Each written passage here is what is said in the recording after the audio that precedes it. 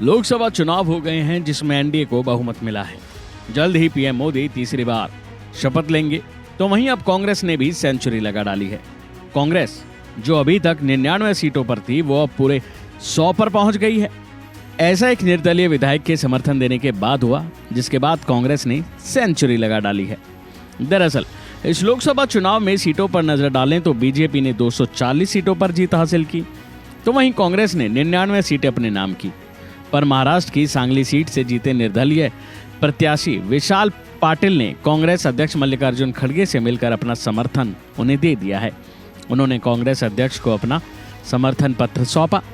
बताया जा रहा है कि विशाल पाटिल पहले ही कांग्रेस के टिकट पर इस सीट पर चुनाव लड़ना चाहते थे, लेकिन सीट शेयरिंग में ये सीट उद्धव ठाकरे के पास चली गई थी। इसके बाद उन्हें निर्दलीय प्रत्याशी के तौर पर मजबूरन उतरना पड़ा। अब इसके साथ महाराष्ट्र में कांग्रेस की संख्या 13 से बढ़कर 14 हो गई है। विशाल पाटिल ने नई दिल्ली में कांग्रेस के पूर्व अध्यक्ष सोनिया गांधी और राहुल गांधी से मुलाकात करके आशीर्वाद भी लिया। चुनाव में जीतने की बात करें तो पाटिल 1 लाख से ज्यादा वोटों से जीते हैं।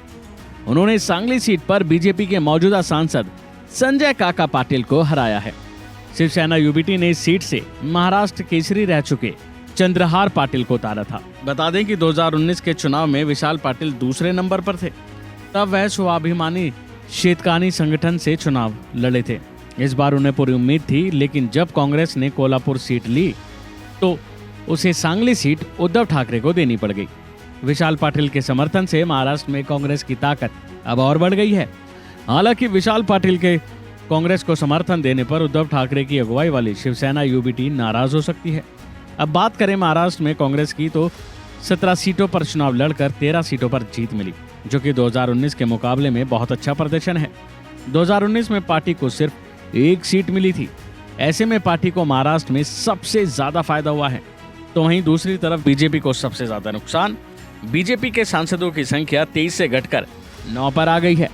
बीजेपी की एकनाथ शिंदे की अगुवाई वाली शिवसेना पर निर्भरता बढ़ती हुई नजर आई है, और इसकी झलक एनडीए की पहली मीटिंग में भी देखने को मिली, जहां शिंदे पीएम मोदी वाली पंक्ति में बैठे थे और उनकी पार्टी को 7 सीटें मिली हैं।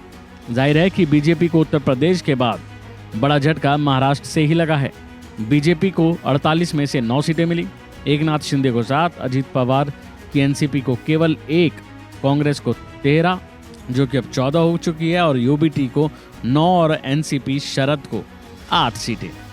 अभी के लिए फिलहाल इतना ही। खबरों में बने रहने के लिए देखते रहिए वन इंडिया हिंदी।